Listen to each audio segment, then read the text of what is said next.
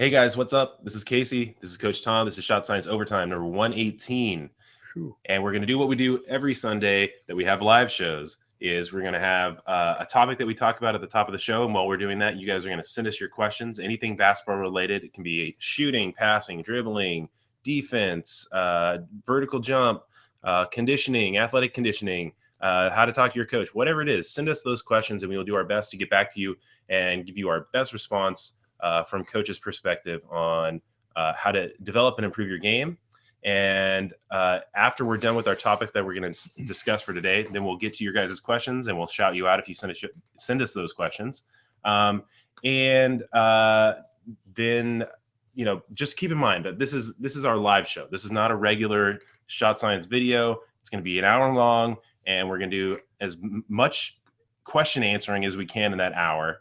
And if it's not your thing, that's cool. But this is for the people that want some answers to their questions. Okay. So today's question or today's topic is keys to your dribble attack. And so we're going to jump in on that topic right now.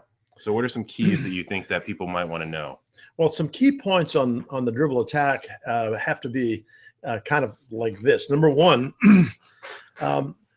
I like to see a pre-move whenever possible. Sometimes, however, you're going to beat them off the dribble. You're bringing the ball up the floor. And what you need to have is a couple of things where you can learn how to close space and then create space to get by them. And what you want them to do is they're the ones typically that are going to close that space depending on what you're going to do. And then you want to create the space so that you can get by them. So that's important. Another way to do it is off the catch. I'm going to catch the ball and I'm going to face up to the basket. And okay, maybe I haven't got a shot. They are really kind of pressuring me. And so I want to be able to go by them. And so a couple of things in the way of pre-moves that I think are real important is the jab step. And we have three options off that jab step. And we teach this to everybody that comes to us. We work on that swing of the ball to the right side. And we typically don't teach both sides where you're jab stepping right or you're jab stepping left. And the reason for that is that if we are jab stepping to your strong hand or your right, then the counter to that is just step with your left. And so it's not like you can't go left if you step right. The other thing, the third option is if they back off, then we can bring the ball up. And if we're in range, we can shoot it. And you can look at all of those on our Shot Science videos. We have a whole series on jab steps. So right. If you want super detail on that stuff, go check those videos out. Right. But those things kind of help us when we're in the catch and shoot situation. If we're dribbling the ball up the court like a point guard or even a wing or something like that, then you can use other things to create that space that you want. And one of the first things that you do is you give them a little bit of an attack and make it look like you're going to go and then step away from them. That separation away from that defender will have them want to close that space, which is what you want them to do. And when they close the space, then it's easier to go by them. Yeah, I mean, it's all a setup. It is. You're trying to set those guys up, kind of get them off balance and gauge what they're going to do and kind of be the person in control. Because if you sit back and let the defense be in control, they're gonna eat you up. They'll be all over you. Yeah. But if you are in control and you're pushing their buttons and seeing what they're gonna do, then you're gonna be the one that's gonna be able to get a step ahead and get past them. Right. So this setup is really to kind of gauge what they're doing and then get them off balance and then put the move on them. Exactly. And one of the things that we teach everybody, and we've talked about a number of times on this show, is that if the defender crowds you and you have your dribble left, that we have this little saying that we run by everybody, and that is, they crowd, I go. And that means that you're going to go to the bucket. And that's another way that you can beat them off the dribble attack. Okay, aside from that, the one thing that we want to make sure that we do is anytime that we're going to go by a defender, whether we're going to go right or go left, is that we want to make sure that we have a long first step. I saw a video this morning of a girls game. I think they were high school girls. And this one girl caught the ball in the corner, had a long step and a long dribble and blew right by the defender for an easy layup. And so that is really important. And we call that long one-on-one. We're not going to take a whole bunch of time to talk about that. You can go to our video and see that. Yeah. But the thing that's really cool about that is that when we attack, we want to make sure that we get a piece of the defender as we go by. And one of the things that a lot of young players tend to do is they kind of shy away from contact. They don't want that contact. But in reality, most of that is really to your benefit if you create a little contact when you go by. Now, and the way that you do that too is instead of looping out and going around, you're going straight to the basket, straight towards your target. And we talk about going north to south instead of east to west. East to west loops you out and around. North south, that's going to take you to the basket. That's going to close the space, and you're going to get a little bit of that guy's arm or whatever when you go by. But you also achieve that by taking that long first step. And if you watch guys that have that just lightning quick first step, like Derrick Rose or Stephen Curry or Steve Nash or whoever these guys are, even the guys that you wouldn't necessarily think are the quickest guys, but they're still the guys that are beating people off the dribble. They are taking this long first step, and it is quick, but part of it is they're not taking a little tiny baby step where they have to catch up their pace to get by the guy. That long first step is going to put you past that guy, and he's going to be playing catch up from that moment on. Right. And the other element that's a part of that is that it follows up that long step, or as a part of it is that you reach out with the first dribble. Oftentimes people will take a step and they'll drop the ball right by their foot. And what happens is the defender can reach in and just kick that away. And you got to pull that ball to even catch it up with you. Yeah. And so it's true. It's kind of behind you. You want to be playing catch up to the ball, not the other way around. Exactly. You want to push that dribble out so that they can't possibly reach it when they go. And those are two really important things in getting by people off the dribble. It's just the long one-on-one attack and going at them hip to hip. An awful lot of players, if they see that long step, they may try to take and step in and take a charge on you. I can't think that there's anybody that's really quick enough to do that because they don't know it's coming. And so usually they're going to be contact with the defender, and that contact is going to probably result in a foul for them because they cannot establish a defensive position in front of you that is going to result in you getting the foul. And if you're putting your foot beyond where their foot is on that long 1-on-1, then they're going to have to open up, and they're essentially giving up their defensive position. And as long as you're not lowering your shoulder or shoving off, I mean, they're going to be kind of the ones in jeopardy. Right. So if you are putting your foot beyond theirs, that's kind of establishing the fact that new positions have to be established. Okay. So the setup moves that we kind of want you guys to think about when you're trying to set up these dribble attacks are shot fake is one. Shot fake and jab step, and making sure that you've got the three options there so that they can't overplay you and take one of them or all of it away. So it is.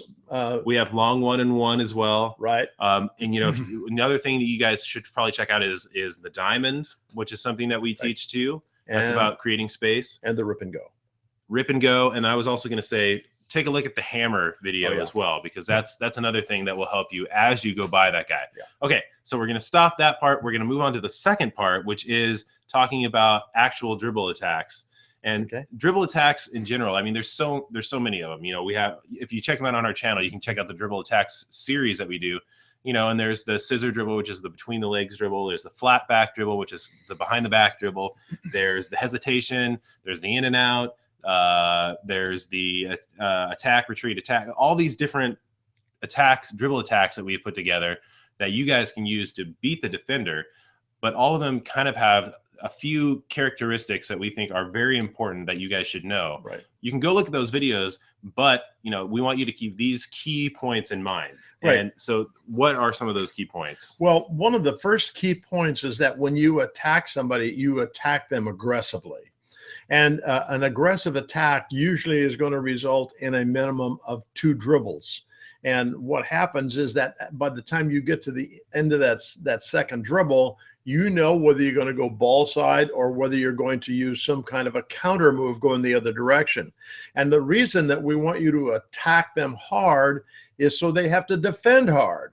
And if they're defending hard to control you, push you maybe to the sideline, then they're setting themselves up for you to counter them and go the opposite direction.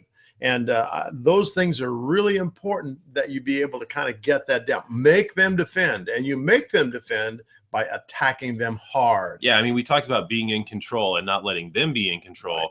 The way that you do that is by going at them aggressively. If you're just sitting there waiting for things to happen, that's kind of playing mousy offense, and people will take advantage of you. If you go at somebody and you are aggressive and assertive, then you're the one that's going to be able to do essentially what you want instead of having the defense kind of do whatever they want. Well, the thing is that I can't remember anything in my memory, which that's not unusual, but anything in my memory where I remember seeing a person take one dribble and beat somebody off the dribble. Usually it takes a couple of dribbles to get them absolutely engrossed in what you're trying to do and trying to overplay it. And then you're able to use counters, changes of speed, and that kind of thing to get by him. Maybe if somebody has like a really awesome setup or something like that, they might get by him in one. Right. But that's true. And, you know, a few of the other things that we think are super important are changes in speed and changes of direction. Yeah. These are things that will help you sell the move and will help you get that guy off balance. You know, things like changes of directions, you'll see that very apparent in things like the crossover dribble. And essentially what you're doing is you're selling that you're going one way and you're stopping on a dime and exploding and going in the other direction. And that's obviously going to put the defender in kind of a defensive mode where he's trying to adjust to what you're doing. And that's very difficult. And the other things are changes in speed. So a change in speed might be like something like the hesitation dribble. Right. And essentially what you're doing is you're going at that guy hard, you kind of ease up a bit and he adjusts to what you're doing. And then you go by him again and he has to adjust again. And so you're always keeping them a step behind at least of what you're doing. And so these changes of speed, changes of pace, changes of direction, that is really how you sell these moves. Nothing is done at the same speed. And obviously when you're changing direction, you're doing very drastic changes in direction. Right. And you're using the different attacks that we have offered to you guys to help you in certain situations. If you're playing against somebody who has very quick hands, maybe have long arms, you're not maybe going to be able to get away with a crossover. And so then you go to a scissor, which gets you to pretty much the same place, or you go to a flat back where you can protect the ball from them getting their hands on it all. So those all are real important that you be able to execute those. Yeah, and so one of the final elements of what we'll talk about in this topic too is the fact that if you have a dribble attack, you need to have a few in your kind of toolbox, and then you need to have a counter or so off of each of those. So if you're talking about the crossover dribble and maybe somebody's shutting that down or it's very difficult to get that one off, you use something that looks like the crossover dribble because maybe that guy is going to be overplaying you for the crossover because either he knows it's coming or he's efficient at poking it away or whatever it is, and use something like the in and out dribble because that looks like the crossover dribble and you set them up like it's going to be a crossover and you bring it back and they've already over adjusted for it and you can go by them essentially in the same direction that you were going initially. Yeah, and one of the things on the in and out that is really not emphasized enough, we're going to be doing a video on that, I think, pretty soon. And one of the things is that we don't use our feet and eyes sufficiently when we're using that dribble. We go in and we just kind of, our head is just all over the place. Well, we have an in and out dribble video. Do we have an in and out? Yep. Okay, didn't remember that. Okay, so, but when we get that foot, and the eyes moving, let's say to the left, and the dribble starts into the middle and then steps right back out, you get that defender off balance for just a moment, and it's usually pretty easy to step by him. Right. Okay, so those are kind of our main keys for dribble attacks. And those are things that are very general that kind of apply to all of them. Right. So you can go watch all of our kind of the offensive moves playlist that we have has all of those things in it, including the setups and all that. So make sure you guys go check those out. Go check out the Dribble Attack series. And we talk about most of this stuff in those videos, but we just want to have kind of the overarching themes of those that you guys can think about when you're working on those. So make sure that you are really selling the move, making the defender defend and just taking it to them, using changes of speed and changes of direction to really kind of neutralize them, and you'll be in good shape, right? Yeah, one last thought on this. Okay. One of the things that is the most difficult thing for defenders to do is to deal with changes of speed. And so if that's the case, because number one, they don't know when it's going to occur, and they don't know what your intentions are when you slow down, and maybe you're going to pull up and shoot a jumper. And so by using that change of speed, that usually is a real effective way to attack people, is just changes of speed. Yeah, and if you want to see people use those, go watch Stephen Curry, because he does that all the time. Yeah. Derrick Rose does it a lot, Right. to the extreme. And if you go watch those guys, that's essentially what they're doing to get those defenders just kind of spinning around and not knowing what's going on. Right, so right. Go check those out. And okay, we'll stop our topic for today. And you guys have been sending us your questions. If you still have questions, make sure that you're still sending them to us. Best place to send them to us is on Twitter. We are at Shot Science there. You can also put them here in the chat on YouTube, or send them to us on Google Plus and the Q&A app here. You can also find us on Facebook and pretty much anywhere on social media. We also have a Snapchat and Instagram. Okay, so let's jump in on some of these questions. And while we're doing that, please, if you guys would go out and tell your friends and family to check out our videos, we would very much appreciate it. Okay, so let's see. Let's jump in on the first one here. This one is from Jason Daly, who says, "Hey, coach, as a ball handler, how do you deal with defenders with long arms who excel at pocketing the ball? It feels like most times that not my defender can reach in when I'm driving and knock the ball away. Thank you." So if you're dealing with a guy that has long arms, how do you get by him, or how do you deal with that? Well, the one thing, you don't expose the ball to him. And oftentimes what we find is that you have a dribble that you kind of keep out in front of your feet rather than getting your body turned a little more sideways to protect the basketball. And the other thing is that if you're going to attack him, you attack him with that long one-on-one, where you actually protect the ball with your the first step and the first dribble, where you're reaching out beyond where he can get to. Yeah, I was going to say that, you have to kind of go by the credo or whatever, that if he's up on you, you got to go. Yep. If he's giving you space, you got to shoot it. And Yep. you have to be effective at both of those things. Otherwise, the defense will take advantage of you. Well, go ahead, Casey. And the other thing is that you want to put your body between the ball and your defender. So if he's reaching in, that's going to be essentially a reach foul on him. Yeah. You shouldn't let it be some easy thing where you're holding the ball out in front of you or doing whatever out in front of you, because that's obviously going to give him the opportunity to just reach in and poke it away. And so I would also say, make him pay for reaching. I mean, that's essentially what I would say, is because if he's up on you and he's reaching all up onto, trying to get the ball, go on that guy. Absolutely, just go.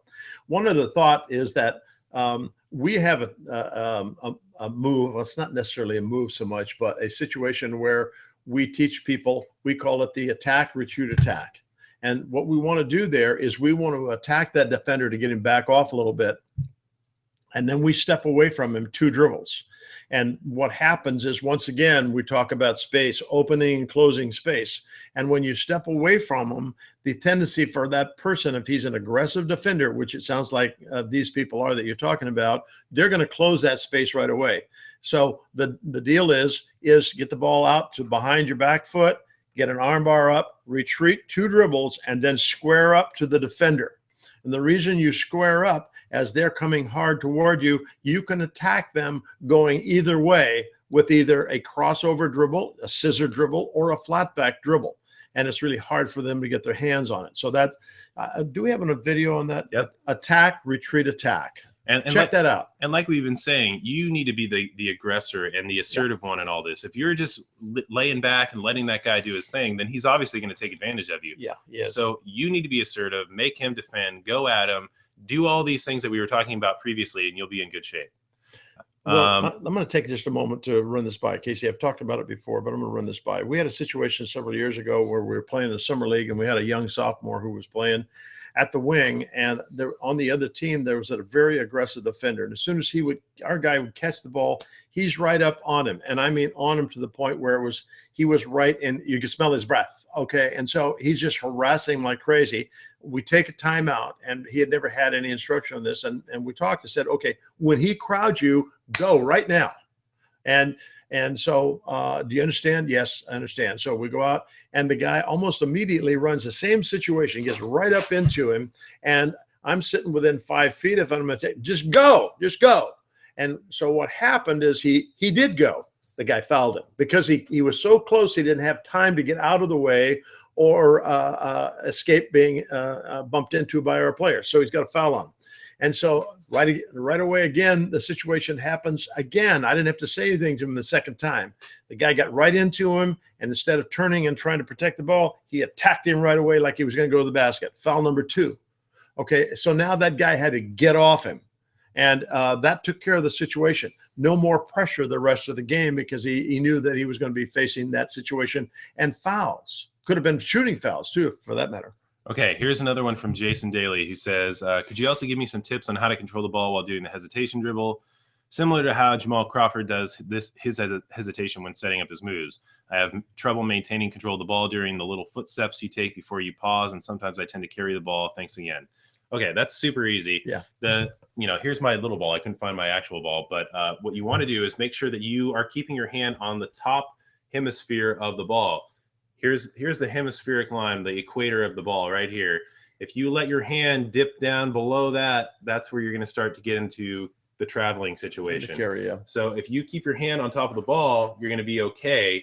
You also don't want to palm it or anything like that. So it's really kind of a manipulation of the ball as you're doing that. And you're going in and out, and your hand essentially is just coming over the top of the ball, and you're pushing it like that, pushing and pulling. Right. Okay. Yeah. On the hesitation, I think he's talking about the hesitation dribble there, Casey. And on the hesitation, right. On the hesitation, the one thing that we teach on ours is to let that ball elevate, and it might elevate up maybe elbow high rather than being down lower. And what happens there is that you still have to keep your hand on top of the basketball, but you pop it pretty good and just let it elevate. And that extra little rise there gives you the time to do that footwork that you're going to use. And then you go. But here's one of the things too that you'll see all the time in people doing the hesitation dribble is that they'll stand way up, like they're standing straight up. That is overdoing it to the max. Yeah, it is. What you want to do is it's really just a small, very subtle kind of lifting of the body. So you're coming down and you're dribbling, and your shoulders and your eyes come up, and it's literally just like that much, and then you go. And the thing with the eyes that's important is that your eyes go to the rim. What we do, and we're teaching this, is we teach the player how to come up and shoot that jump shot. And then after we shot 2 or 3 jump shots, then we come up and we hesitate, and it all looks the same. And so as soon as you take that elevation of the basketball and the eyes come up, then what's going to happen is they're going to close that space that we talk about. And that's when you blow by them with that long dribble. Yeah. So Jason, go watch our video on the hesitation dribble. Yeah, absolutely. Okay, this one's from Francisco Greenaway, who's at Francisco Green 1 on Twitter. He says, "Please explain traveling in the gather step." That's kind of a very broad question. It is. But it is. In general, traveling, it's what can we say about traveling? Well,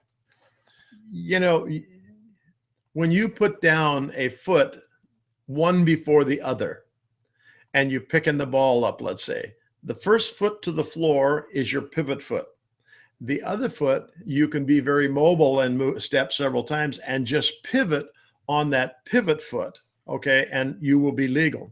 As soon as you pick up that pivot foot and put it down again without getting your dribble going or without taking going a shot to place, or taking a pass. Exactly, that's a travel, okay? And it's pretty well defined. I know that we get people who contact us all the time and say, well, that looked like that was okay. That one looked like traveling. Well, everybody on the internet is a referee. Yeah, but the reality of it is when you establish a pivot foot, and that's when the feet hit the floor at different times. If I come up and do a 1-2 step, 1, 2, the 1 becomes the pivot foot. The other one can move in a lot of different directions, and this one can just pivot on the spot.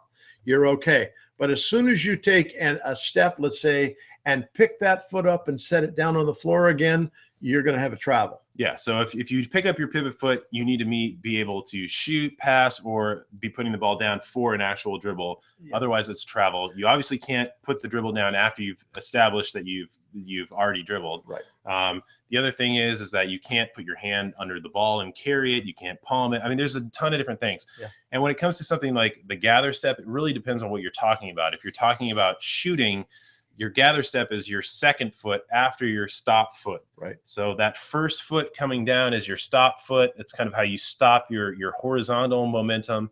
The gather foot is the one that kind of comes together as you, if you're going up into a shot, it's the one that comes down second, and it kind of helps you translate that into your vertical momentum. Well, it also helps you become more stable, and the stability and balance when you're shooting is so important.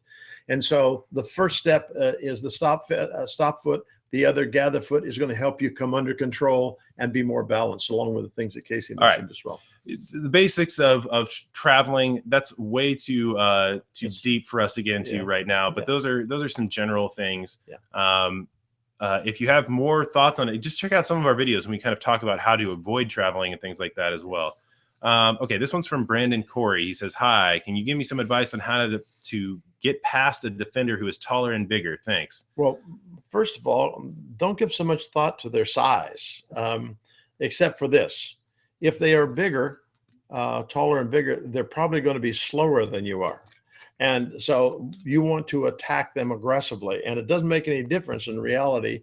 When you're going to go by a tall defender, if he is a short defender, doesn't make any difference. You still have to attack him hard, and using the elements that we talked about very early in the show today, which is the long one-on-one, hip to hip. All of that's very important in beating no matter who they are. Well, here's the thing, and you touched on it a little bit, but so many people get caught up in worrying about the things that they have no control over, such as the other person being the bigger guy or taller guy or whatever. Concentrate more on things that are your advantages. Right. Everybody's so focused on their disadvantages, but that's only going to limit you. If you focus on your advantages and think about the fact that I have all these tools, I know how to do the long one-on-one, I know how to do the dribble attacks, I'm the one that's going to be the one pushing the pace and asserting myself, then all of a sudden you're the one that has the advantage, and the other guy, he's struggling to keep up with you. He's worrying how to stop you. If you catch the ball and you suddenly are looking at this guy and you're like, oh my God, he's bigger, he's taller, he's faster, he's quicker, he's all these things, you just checked yourself out right there. If you're catching the ball thinking, all right, this guy's, he's got it coming, I'm gonna do all these things to him, I have all these tools and I know what to do, then you're the one that's kind of pushing it against him, and all of a sudden he's at the disadvantage. So get over it. That's the bottom line. Stop worrying about it. If in your playing career you will face people that are going to be bigger, taller, and better than you all the time. I mean, every once in a while you're going to face the guy that's 6'10", and you're 6'2", and you're like, oh well, what do I do now? Get over it. Go get him. You got to do it. I mean, what you're just going to sit there and worry about it and pout? I mean, whatever. It's a tough love situation. And then, and my thought is get over it. You have all these things that you should have worked on in your practice and at the gym before you get to this situation that will set you up to be the one that takes advantage of that guy. So don't worry about it. You have no control over his genetics. You have control over what you can do. So do it. Andrew Collins asks, when can you tell the right moment to drive on your man? Well, that's kind of an interesting question, in that if you're going to use kind of a pre-move, maybe a jab step, then you're setting him up. And when you get him, we have a video on that jab step, right? Yep, we have a series on it. Right. And so once you get him to do what you want him to do, and he has to, if he doesn't respond to you, you blow right by him. But once you get him moving, then you know that if he gets too far over here, you counter the other way. If he moves back, you step back. And if you've got a shot there that you can make, you go ahead and shoot the basketball. So you have to kind of tease and see what it is you're going to do. Well, here's the thing, too, is that there's a lot of stuff that goes into deciding when you attack your man and all that. I would say most of it comes from experience and knowing the situation and reading the situation. And we can't exactly tell you specifically, this is the moment that you do it. That is something that you kind of have to get after playing a lot. But there are these things that you can do, like these little tests, like the jab step, shot fake. I mean, there's things that you can do to read as well. Like we talked about that before, where if the guy's playing off of you, you immediately pull up and shoot on that guy. If he's playing up on you, you immediately go on the guy. It's kind of that middle distance where you use these things like the jab step and the shot fake and stuff, and you try to gauge. But you really need to just get the experience and see what what happens when a guy is responding to what you're doing. But remember to always be the assertive one and the one that's in control. Then you will be the one that kind of is putting that guy in the situation where he's wondering what to do. Right. That's what I was going to say. The right moment is when you decide what you're going to do. Yeah. I mean, okay, that's the right moment. You're going to make these initial reads, but those come from experience. Well, and you're going to make mistakes, but that's just part of learning how to play this game, part of learning how to play any game. You're going to make some mistakes, and pretty soon those mistakes are going to lead to some successes. And then your game will just grow from there. All right. Young Family is saying, what would be my best choice as a point guard against the tall guy? We just talked about a similar question about that, but I will just bring that up to again address the fact that you should not worry about your position as a basketball player, especially a young basketball player, for these reasons. Number one is that it is out of your hands what position you will play when you play on a team. That is a coach's decision. It doesn't matter if you show up at tryouts or you show up at his office and say, Coach, I'm a point guard. And he can say, no, you're not. You are a shooting guard or you are playing power forward. It's up to him or her. Yeah. And that's just the way it is. And you have no you can't sway them. It's because you're a part of a team. Yeah. And you have to fit into the kind of the puzzle that coach is trying to put together. The other thing is that if you are pigeonholing yourself as a specific position player, then you have pigeonholed yourself kind of out of situations where you might be able to get more playing time or actually be on a team, right? Because maybe there's a line of 3 point guards ahead of you on this team that you want to play on, but there's a bunch of empty spots at the shooting guard and the small forward and stuff like that. Whereas if you are able to play kind of a very versatile game, you could step in and you could be the guy in those other positions, or you could sit on the bench and wait to get in as a point guard. I mean, that's true. It's one of those situations where if you are a perimeter player that's able to step into the post and you're able to play defense and you're able to distribute the ball, you're able to shoot, attack, all those things, you will be much more of a valuable player. Same thing is true of a big guy. If you're a big guy that can only play in the post, you can't make your free throws, you can't play defense or whatever, then you are not very useful on a team. But if you're a big guy that can play in the post, you can go out, step up on the perimeter, take shots, attack the basket, you can play defense, you can make your free throws, then you are going to be extremely valuable. Yeah, absolutely. And you look at players like Anthony Davis or Kevin Durant or Dirk Nowitzki, all these guys aren't body types that are typical of what their abilities are. And they're able to step out and create space for other players and stretch the floor and make it very difficult on the other team. And they can play multiple positions. Somebody like Anthony Davis, he could play essentially a center on an NBA team, but he can also play point guard. Right. He could play shooting guard. Be that player. Don't be the guy that's like, I'm a point guard. That's my duty. That's my role. That's all I work on. That's the worst thing you can do. Well, in the reality, the way basketball is going these days too is positions that are you actually might be designated as a shooting guard, but maybe you're playing a stretch forward some part of the game. Sometimes you're playing the point guard. You take a look at the guys that play in the NBA on a lot of teams, and like LeBron James, he plays the point an awful lot of time. Then they'll put him over in the stretch forward position. So players really aren't necessarily assigned those positions anymore. I mean, basketball is very fluid and it's being very impacted by a lot of movement. Yeah. That different pro teams are really coming up. The Warriors, the Spurs, and others are developing a much more flexible man offense where they're moving all over the floor and, designating yourself as a two, that's be a player first so you can do all those things. I mean, that's what we say. Always be a basketball player first. Don't worry about positions. And, we're telling you that because we believe it will help you take your playing to the next level. If you are content with being just a point guard or whatever, good luck. But the thing is that a lot of times as you change levels of basketball, the body types change for those positions. Yeah. So when you're 6'4" and you're playing high school basketball, you might be the forward or the 4 or the 5. Yep. But if you go on to the next level and play collegiate basketball, you are too short to play those positions in a typical setup. So you now need to learn how to be a point guard or a small forward. But if you're able to play kind of a very versatile type of basketball, you will be able to change positions and just walk into those offenses that coaches put you into and just be able to do whatever you do, and you won't be locked into anything. Exactly. So you need to be able to be versatile. That's why we want to tell you guys that. Be a basketball player, not a point guard. Not a position player. Yeah. Okay, let's move on. Enough ranting on that. This is some... Let's see. Well, somebody else, Samuel Harrell, was asking a very similar question to that. Let's see.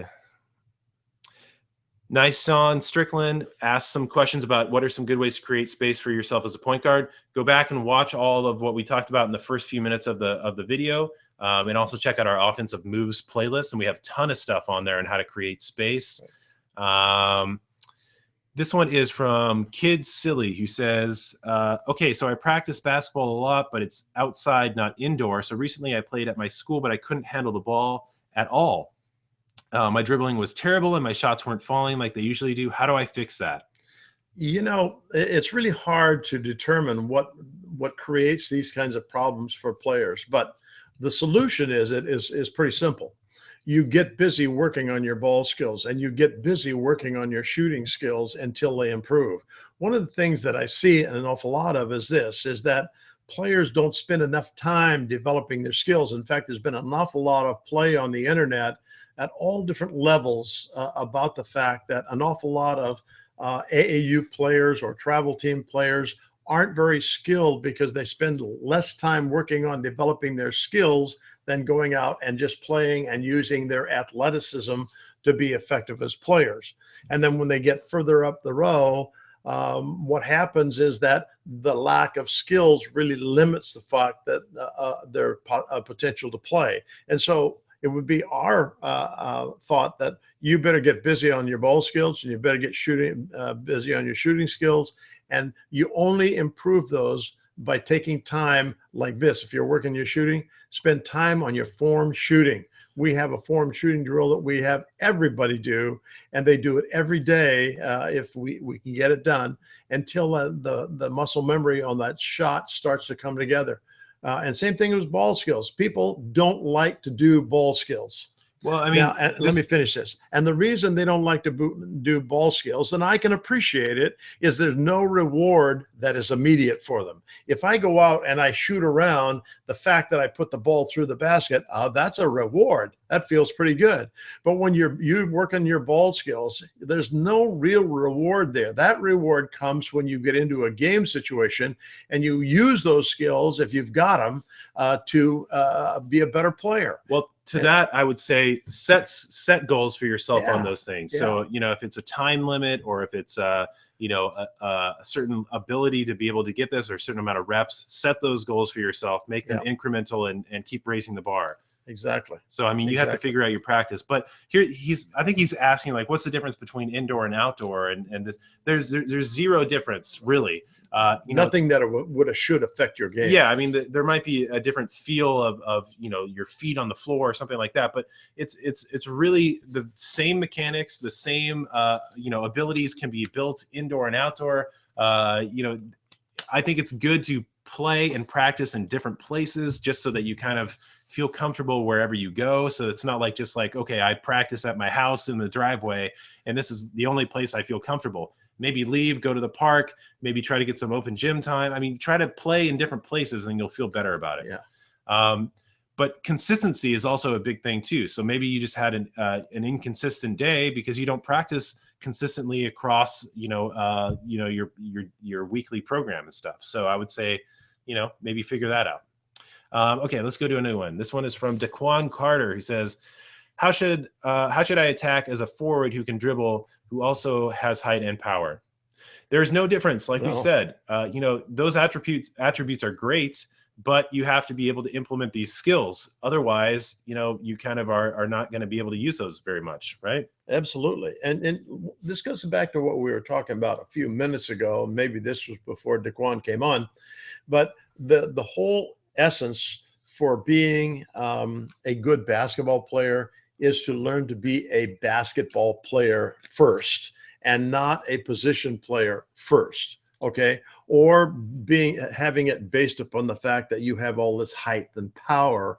What really matters is, have you got skills? That's what really matters. Working with a young guy today, he was having a hard time with the jump shot, and the reason he was having a hard time is number one, he was off balance. And number two, he was shooting the ball late. And so he was so frustrated with it. But the thing is, those are the kind of things that are going to make your game elevate to another level. Well, and so learn to play more skilled. Yeah. Well, here's the other thing too. You're saying that you are asking how to attack as a forward who can dribble. Can you shoot? Because if you're able to shoot and shoot effectively, you are going to be putting that defender in a very sticky situation, because he's going to have to play you for the shot and for the dribble. And so you are going to be in a much better place than if he knows that you can't make the shot. Right. He'll just play off of you and he'll take away your dribble attack. But if you're able to do those things, he has to play both of those at the same time. So I would say make sure you have a shot and make sure you can attack, and then make sure you have all these setup moves that we talked about in the first part of the video. Yeah. And you will be unstoppable if you have all these other attributes going on. Be a well-rounded player first. Yep. Okay. Yeah, and forget about this forward notion here. You are a basketball player. Yeah. Okay, Basil Messi asks, what if I don't have 20/20 vision? Can I still play basketball for a team? Sometimes the basket seems blurry, and I need your advice, please. This is simple. Go to your optometrist. Yeah. It makes no sense to play with blurry vision if you know that that your vision is being affected. Yeah. Both of us, we have terrible vision. I'm probably the worst. I know that without my contacts in, I am legally blind. And it just makes no sense not to go get your eyes checked out and then get either contacts, get glasses, maybe LASIK, something like that, and get it fixed. It's so simple, and it will improve your life, not only your basketball game. Yeah. So and kind of a addition to that, one of the things, I was in that same situation as a young guy. I never wanted to wear my glasses when I played. Number one, I was afraid they were going to get broken. And number two, this is before contact lenses. Yeah, exactly. But it also was a situation where I felt it made me more manly to not wear my glasses. And so I played for a while and had some really horrendous things happen, late reaction to the basketball and that sort of thing. And the coach pulled me aside. He says, tomorrow we're going to go down and we're going to see about getting you some glasses to wear while you play basketball. Now, they were ugly at that time. They were bad news, but at least I could see. And so Casey's right. Go find a way that you can improve your vision by maybe getting lenses or glasses or whatever. I mean, it's silly to let yourself be limited because your vision is not great and you can fix it so easily. And you've identified the problem, so go do it. I mean, that's like being crappy at shooting and then just acknowledging, yeah, I'm crappy at shooting, but I'm not going to do anything about it. Yeah. I mean, we can't give you any special pill or anything like that. I mean, you got to go down to your doctor and get that fixed. It's super easy. Okay. Our buddy, the Brage Mamba, says, hey, it's the Brage Mamba. Good show. Thanks. Thank you very much. We've been posting his trick shot videos on our Facebook. All right. And they've been killing it. So go check out our buddy, the Brage Mamba. I think I'm saying that right. But he's a great trick shot artist. And you can check him out on our Facebook page and go check out his Facebook page. Okay, this one's from Justin Time Gutierrez, who says, how do I fake a foul? I don't know. Wasting your time. Wasting your time. Are you talking about kind of like if you're flopping and stuff like that, you may find yourself on the wrong end of that call. Are you talking about like drawing contact or something like that? That's a different situation. That's a different situation. If you're trying to do something like that, you're going to use something like a shot fake or something to get that guy off balance, get him in the air, and go up for your shot and kind of draw contact like that. Yeah. Faking a foul, I'm not really sure exactly what you're referring to. It doesn't sound like it's going to be super effective. But if you're talking about drawing contact, that's something that you can use. Yeah. And that's essentially just using that guy's intent to steal the ball or take the ball from you and getting him up in the air. Okay, let's see here. Let's jump back to these questions. DJ Lubu says, how do you, let's see. Dribble fast. How do you dribble fast and have moves like D Rose? I only perform exercises on the dribble and wait or do something more. If I'm not muscular, can I dribble fast? Yes. It's all about practice and really pushing yourself with your dribble skills. Those guys weren't born with those skills. They actually developed them like everybody else that plays the game, and they're pretty good with them. You spend time on them. This is kind of what we were talking about a while ago, which I think is a missing link so much in basketball, and it's been debated a whole bunch lately, and that is we don't spend enough time making ourselves better handling the basketball in a lot of different kinds of situations. We don't do enough about our shooting in a lot of different situations. And instead we go play and we improve. But if you really want to improve and have a real powerful game, develop your skills first. That's the important situation. Yep. And the thing about it is being consistent, pushing yourself, actually having some program that you've put together that addresses all of the things that you want to improve on. And things like muscularity and all that stuff mean nothing if you look at somebody like Chris Paul or Stephen Curry or Steve Nash or all these guys that are kind of known for their dribbling and ball handling abilities. I can guarantee you, if you looked at them when they were in 7th, 8th, 9th grade, they were not muscular guys at all. If even now super muscular. Right. So a lot of it comes down to just really working on your ball handling abilities and putting in the time. This one is from Malik Suryavanshi, something like that. Sorry. They say, how can you defend a player who's taller than you and can post up on you real good? I'm asking for some defensive tips for playing D in the post. How do you defend a player who's taller than you and can post up on you real good? Well, number one, I would say, don't let that guy get positioned on you. Don't let him get the ball. Yeah, exactly. And one of the things that happens is that they can't do anything about scoring if they can't catch the basketball. And so one of the things that we teach our guys is this: if we are undersized and they're pretty effective around the basket, we're going to front them. And fronting them means that we're going to get in and we're going to have a hand fully extended and another hand on their chest or body this way. And we're going to crowd them as much as we can. And the reason that we want to crowd them is that, and we have the hand up, is we want that person who's trying to feed them the basketball to be intimidated about the fact that we may take and tap that ball away or catch it. And you may. And the other thing that happens is from the help side, oftentimes we'll take and loosen up or rotate another defender over behind so there's no place for them to really move to catch the basketball. I mean, you're essentially just giving them the lob option. That's all they got. And when you take all the rest of that away from them, their game ends. Now, we happened to play a game last year that had two big guys. I mean, they were huge, and they were about 6'5" to 6'6".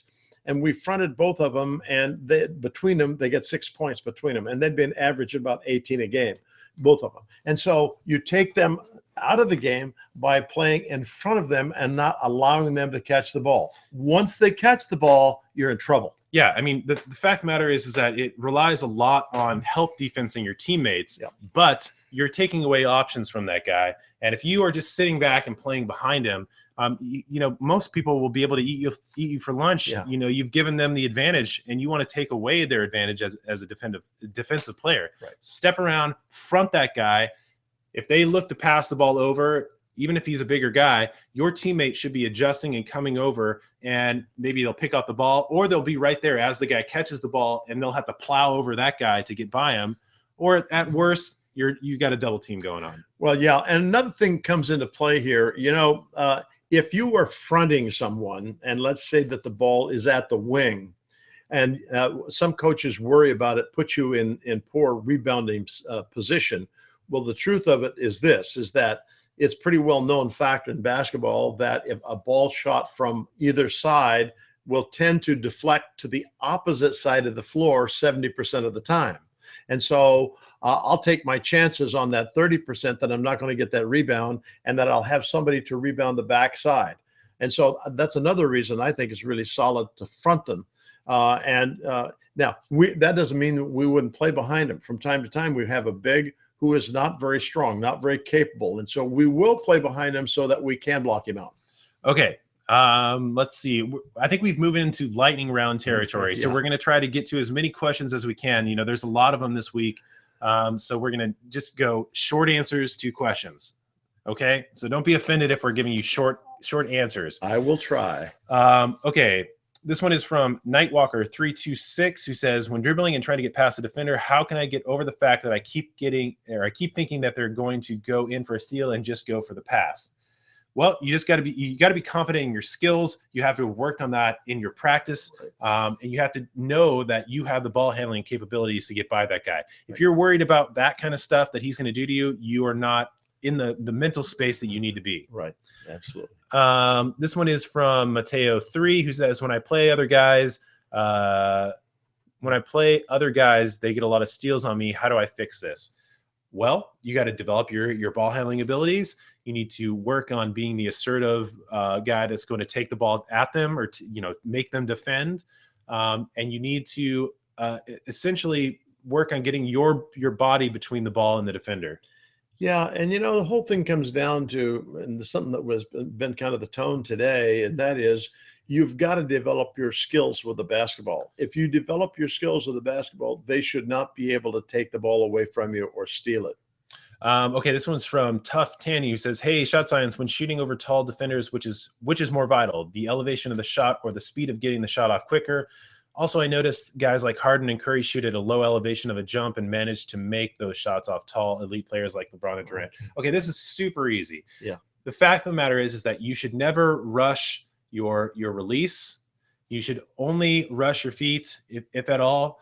Most of this is about creating space and setting up the shot before any of the mechanics even begin. Sure. And if you talk about somebody like Stephen Curry, he is not – one of the things is that his shot is super efficient. And we talk about that all the time in our shooting mechanics. There is no extra parts. Everything is going straight up into the shot. There's no dipping. There's no hopping in. There's none of this extra stuff that slows you down.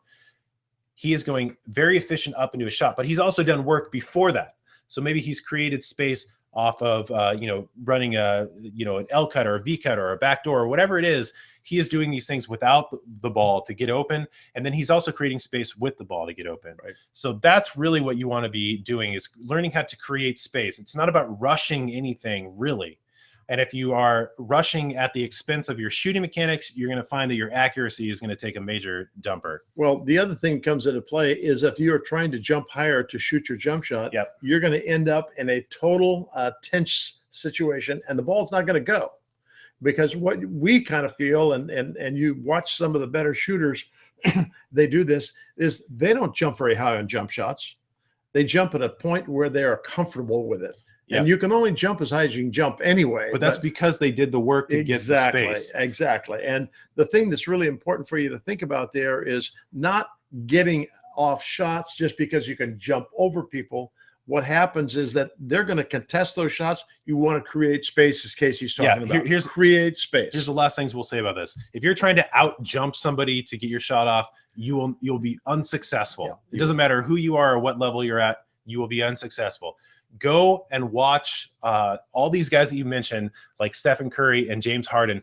Don't look necessarily at their shot in this situation. Look at what they do before the shot. Exactly. They are doing a lot of things to create space to get their shot off. Check that out. Okay, Basil Messi.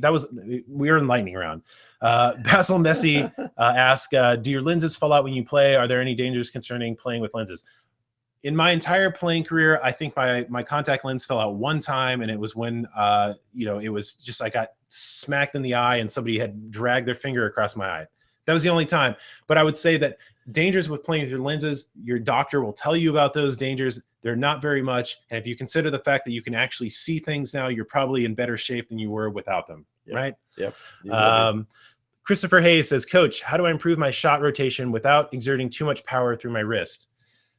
Your shot rotation, you don't want to get too much rotation. You want a very gentle rotation, because the more rotation you have, the more energy you're putting into the ball. And when it hits something like the rim or the backboard, it is going to expend that energy. And the more energy you have expended, you can imagine what happens when it hits it and it has a ton of energy. It's just going to go flying off. It's going to be a long rebound. You just want a tiny bit of gentle rotation, and you get that through a nice flop rotation. Right. And the flop release. Right. And the flop rotation will usually take you a week or two for you to get that down. Once you do, you're going to love it. And go check out our videos on the flop release, and you'll like that. Let's see. Joshua Harwell says, when I shoot, I tend to have a bowed elbow and I don't really jump high enough on my jump shot. I'm short, therefore I get blocked. How can I fix that? Well, we talked about that a little bit, the getting blocked and being short stuff. That's about creating space and really taking good shots. When it comes to your elbow being bowed, does that mean that you have your elbow out? Because if that's the case, you've identified the problem. Now you just need to do the work to kind of get your mechanics in place. And so we would suggest checking out our videos on shooting. Right. And then get to work. Let's see. This one is from Madeline Bokich, who says, hey, Coach, how long should I practice each day? And what certain things should I practice when I'm alone that will help in a real game? Well, I have people contact me about that all the time. And yesterday, the young man was saying that he was practicing 3 hours, but he wanted to practice 5 hours. I think that's way too much. In the course of 3 hours, you probably are going to take and get to the point where you're becoming very fatigued. And if that's the case, then everything after that is probably going to be very ineffectively handled because you're tired. You're tired. And and like Casey says, it's a waste of your time. I would say you're working 2.5, 3 hours, and then take and maybe do something else, maybe associated with that's not physically demanding, but not really going hard. Yeah, I mean, it's too hard on your body, and mentally you check out after you get super fatigued, and you've done the same thing over and over. I would say keep your practice routine very varied, so that you're not doing the same exact things all the time over and over and over. Make sure that you are doing the 3 pillars of practice, so that you're doing the diligent dialing in work, you're doing the game speed, game intensity work, where you're putting yourself in game situations and you're actually getting playing experience as well. You need to have an approach that is not just kind of one-dimensional. That's the real key. Yeah, another key to that too is I see in your question here certain things that you should practice when you're alone. You should take and make yourself a checklist of all the things that you think you should be working on. And then maybe on Monday, Wednesday, Friday, you've got these elements. Then Tuesday, Thursday, Saturday, another group. And alternate from that from time to time, so that you don't just get burnt out doing the same thing all of the time. Well, I mean, if you go looking, you talk to like elite trainers like Alan Stein or our buddy Drew Hanlon, all these guys will tell you that quality is better than quantity. Absolutely. A lot of times you'll have these kids or even athletes that'll come to you and say, I shoot 2,000 shots a day, blah, blah, blah, blah. Well, that's great, but were they quality shots? Because I would rather you take 500 shots that were quality than 2,000 that were just kind of going through the motions. Right. So 500 shots is going to just quality over quantity. Let's just leave it at that. Otherwise, we're going to get it's lightning round. We're over talking this. Okay, this is from our buddy Nate Thompson on Twitter. He says, if I'm working on my basketball-related strength and conditioning over the summer, how do I stay loose and not get a lot of muscle cramps or overbearing sourness? I would like to develop my game while at the same time getting my body more in shape and condition. What types of specific stuff or stretching should I do to keep my body loose? I would say, number 1, stay super hydrated. Number 2, have a very well-balanced, healthy diet. Number 3, make sure you're getting plenty of rest and recovery. Number 4, make sure that you are training after you do your basketball workouts. I don't think it's a good idea to train any athletic conditioning or especially any weight training or anything like that before you go into your basketball training routine. And what? Well, I'll just add the fact that stretching, dynamic stretching, and foam rolling is really important. Yeah. Really so, I mean, those would be our basic thoughts on that. Let's see. This is from Joshua Harwell. She says, what are some good shooting and left-handed dribbling drills? Go check out our videos on YouTube. We have tons. Form shooting drill is the one that we always tell people to do to get their shooting in check, and then game speed, game intensity drills to follow that up. I will add that you should go check out Dennis Stanton's spin shooting drill, because I think that's a really great one to throw in there, and we haven't done that video with Dennis yet. So, and then Josh also asked, how do I get rid of a street ball mindset? That's up to you, man. You've identified that issue. That's all a mental issue. Yeah. You just have to maybe in your practice, maybe establish the fact that you are doing this in a competitive basketball mindset rather than the street ball mindset. And more than that, probably your coach will remind you of it on a regular basis. Mateo 3 is asking, how do I get better at my one-on-one skills, but I'm not so fast? That is all about practice and consistency. There's no way around it.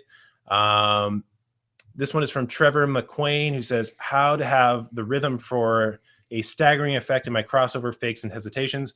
Go watch our dribble attack videos, and remember that it's all about selling the move, changes of pace, changes of speed, and changes of direction. And footwork. Yeah.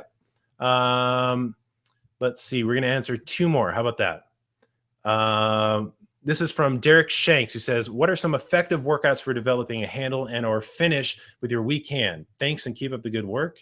What are your thoughts on that one? Well, you know, you just have to spend time on it. You know, that's kind of the essence of what we've been talking a bunch about today, is the fact you're not going to improve on any of those skill areas unless you spend time on them. And so the thing that we would tell you is select some dribble drills, skill drills with your hands and all of that, and get to work on them. And remember, there's no different set of drills for your left hand and for your right hand. They're all interchangeable, and you spend time and it's just a matter of time. I would spend, if I were you, and I recommend this to my players all the time, you cannot allow yourself to be a one-trick pony.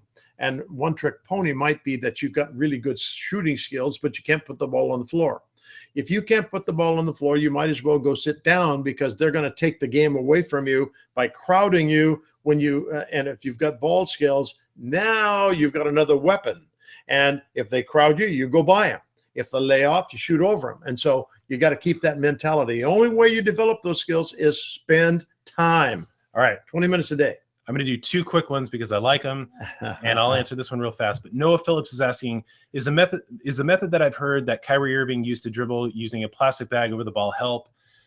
I would say that things like that are fine. But you have to remember that using a basketball in a game setting is really going to make you take it to the next level. And so that's really what you should be practicing. Of course, there's going to be gimmicky things like that where, people will tell you to put on these gloves or dribble with a tennis ball or all these things. Those are all just kind of gimmicky things.